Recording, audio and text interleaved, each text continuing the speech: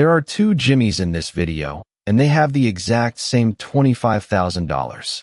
Same job, same emergency fund, same paranoia about the stock market. Neither one of them invests a single dollar. Neither one takes any risk at all. Both accounts are federally insured. Both are boring. Both are the kind of account your grandmother would approve of. 30 years later, one Jimmy has $28,181. The other one has $108,049. The gap between them is $79,868, and the entire difference is which website one of them typed into his phone one Tuesday afternoon. That's it. That's the whole story. No skill, no risk, no timing the market, no picking a stock. One of them spent about 15 minutes moving money from a bank that pays almost nothing to a bank that pays about 5%. The other one didn't get around to it. And the reason I'm making this video right now, in 2026, is that 5% savings accounts are basically back, and almost nobody has actually moved. Stick around for the twist at the end, because the last time Americans got a guaranteed 5% on their savings, it was the single worst deal in the history of American banking, and I'll show you the math. Quick history, because you needed to understand why this window matters. For about 14 years after the 2008 financial crisis, saving money was pointless. The Federal Reserve pinned interest rates at essentially zero, and your savings account paid you something like 1/100%. On $10,000, that's $1 a year. $1.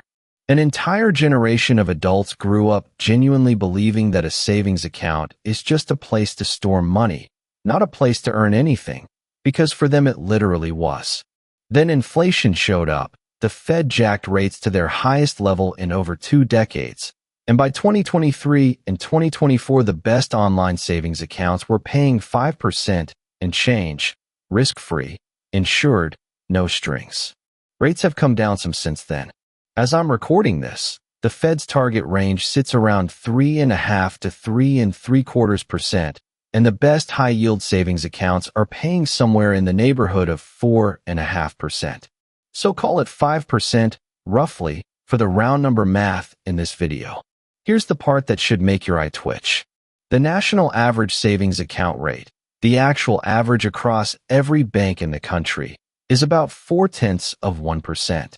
And the biggest banks in America, the ones with their name on a stadium, are paying as little as 1/100% on a standard savings account. That is not a typo. So let's actually run it. $25,000. That's a real emergency fund for a real household. 6 months of expenses for somebody spending about $4,000 a month. Jimmy 1 leaves it exactly where it's been since college, at a big brand name bank, earning 0.4%. I'm being generous to him, by the way. The national average, not the 1/100% the megabanks actually pay. Jimmy 2 spends 15 minutes on his phone, opens a high-yield savings account, links his checking, and transfers the money. He earns 5%. Same $25,000. Same FDIC insurance. Same instant access. He can pull that money out in a day, exactly like Jimmy 1. Year 1, Jimmy 1 earns $100 of interest. Jimmy 2 earns $1,250. The gap in the very first year is $1,150, which is a car repair, or a month of groceries, or a flight home for the holidays. Now let it sit for 30 years, and let the compounding do what compounding does. Jimmy 1 finishes with $28,180. In 30 years, his money grew by $3,180 total. Jimmy 2 finishes with $108,048. His money more than quadrupled. Neither one added a single new dollar. Neither one took 1 ounce of risk. $79,868 from one form.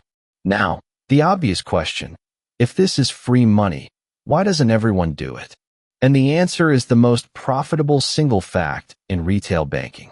Banks are not stupid, and they are not accidentally underpaying you. When the Fed raises rates, a bank's income from lending your deposits out goes straight up, but the rate it pays you only goes up if you make it. The gap between those two numbers, is the business. So the big banks make a very deliberate calculation.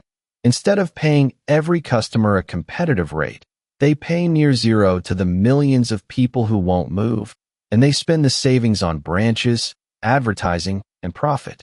Industry people have a name for what you're paying. They call it the loyalty tax, and the numbers on it are genuinely absurd. $10,000 parked at one of the giant national banks earns you roughly $2 over 2 years. That same $10,000 at a competitive online bank over the same 2 years earns you something like $750 more.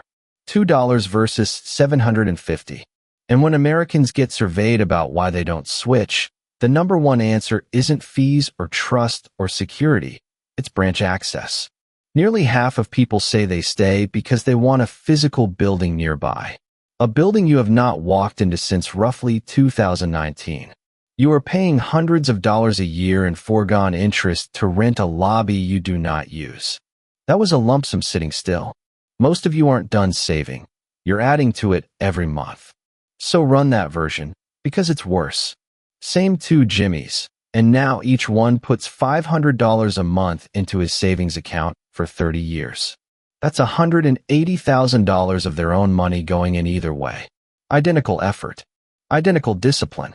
Identical sacrifice. Same skipped dinners. Same used car. Same everything. Jimmy 1, at 0.4%, finishes with $191,212. He contributed $180,000 of that himself, which means 30 years of interest bought him about $11,000. 360 deposits. 11 grand of growth.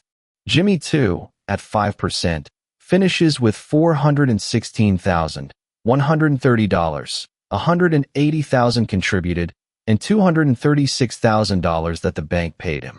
The gap between two people who save the identical amount of money for 30 years is $224,917. I want to be really precise about what that number is, because it's not an investing return and it's not luck.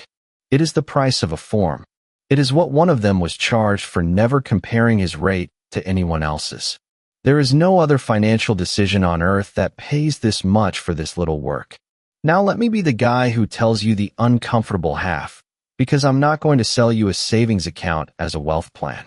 5%, risk-free, insured, is the best deal cash has offered in about 20 years.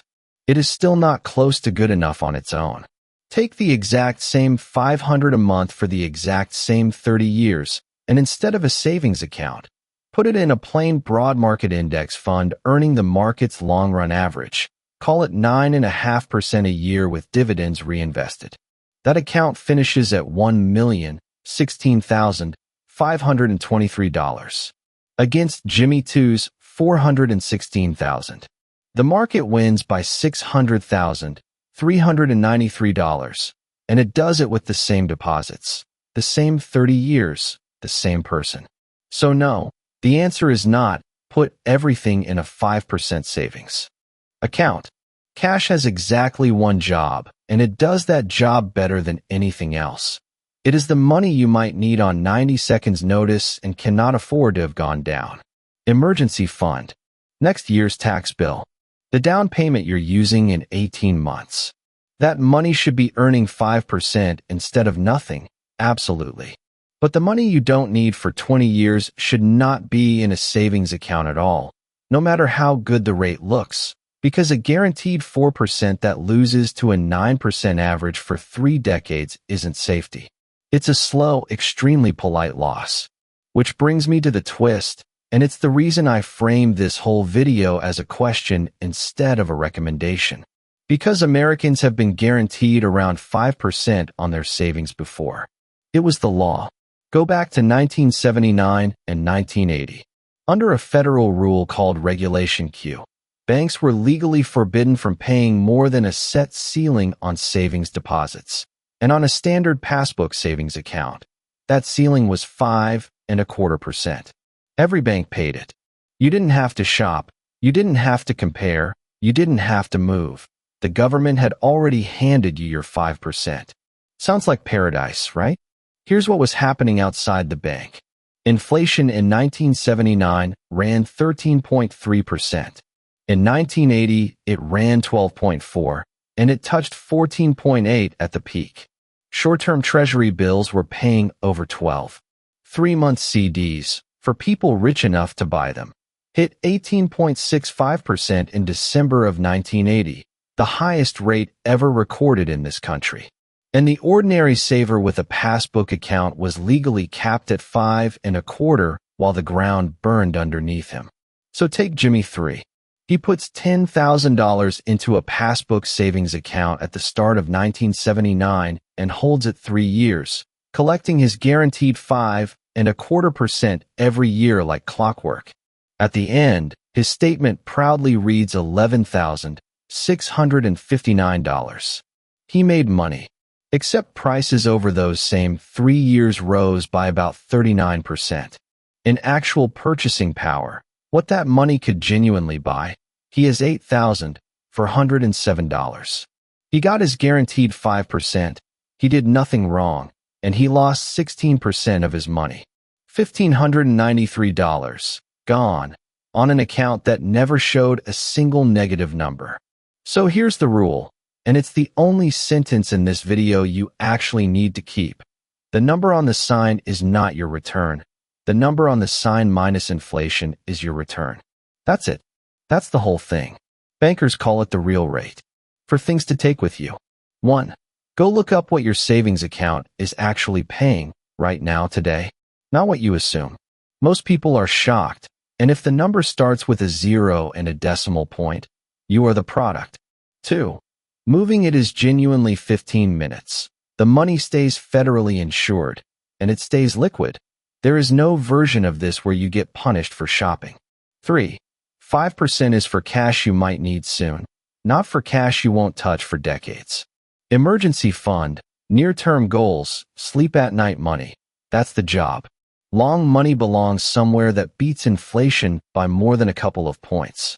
And 4, the one from Jimmy 3. A guaranteed positive number can still be a loss. At 3% inflation, money in an account paying 0.4% loses about 2.5% of its buying power every single year, quietly, while the statement says you gain $95. Use the rule of 72 on it. At 3% inflation, cash sitting still cuts in half in 24 years. Nobody sends you a notice when that happens. So tell me in the comments. What is your bank actually paying you right now? Go look and put the real number down. I want to see how bad it is out there.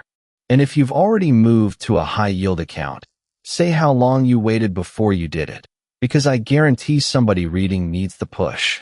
If this made the math clearer, hit like, subscribe for a new What If Money breakdown every week, and send it to the person in your life who's still keeping 30 grand in a checking account. I'll see you in the next one.